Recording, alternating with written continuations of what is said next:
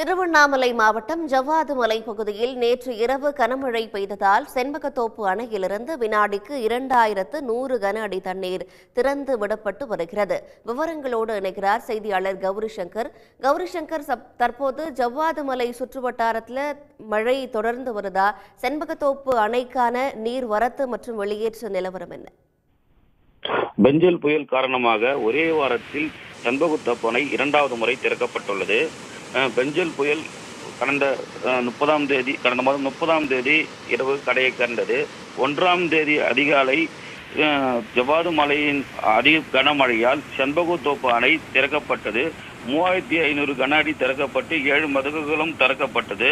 அதன் பிறகு படிப்படியாக குறைக்கப்பட்ட நிலையில் நேற்று இரவு திடீரென அதிகனமழை ஜவ்வாது மலையில் பெய்ததால் தற்பொழுது இந்த காலை மொத்த கொள்ளளவு 62 கனடியில் 57 மீட்டர் உயர்ந்த நீர்மட்டம் உயர்ந்ததால் தற்போது இந்த காலை பொதுப்பணித்துறை மூலம் 2100 கன அடி நீர் ஒவ்வொரு நீர் இன்று செண்பகத்தோப்பில் திறக்கப்பட்டது. இதனால் வருவாய்த்துறை மற்றும் பொதுப்பணித்துறையினர் கரையோர மக்களுக்கு வெள்ள அபாய எச்சரிக்கை விடப்பட்டுள்ளது. இந்த ஒவ்வொரு நீர் திறப்பால் ஆரணி போலூர் பகுதியில் உள்ள ஏரிகள் நிரம்பும். இதனால் ஒரு 10,000க்கும் மேற்பட்ட ஏக்கரா விவசாய நிலங்களில் தற்போது இந்த நீர் பயன்பெறும். இதுவரை இந்த மாதிரி சமயத்தில் ஒரே வாரத்தில் 2 முறை செண்பகத்தோப்பு அணை திறந்ததில்லை. இந்த பெஞ்சல் புயல் காரணமாக மழை அதிக அளவு திருவண்ணாமலை மாவட்டத்தில் பெய்துள்ளது.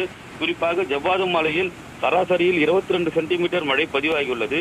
மழை ஓய்ந்து விட்டது என்று நினைத்த நிலையில் நேற்றிரவு அதிக கனமழை பெய்ததால் செண்பகத்தோப்பு அணை தற்போது 2வது முறை ஒரே வாரத்தில் திறக்கப்பட்டுள்ளது குறிப்பிடத்தக்கது. உடனுக்குடன் செய்திகளை தெரிந்து கொள்ள சன் நியூஸ் பெல் ஐகானை கிளிக் பண்ணுங்க.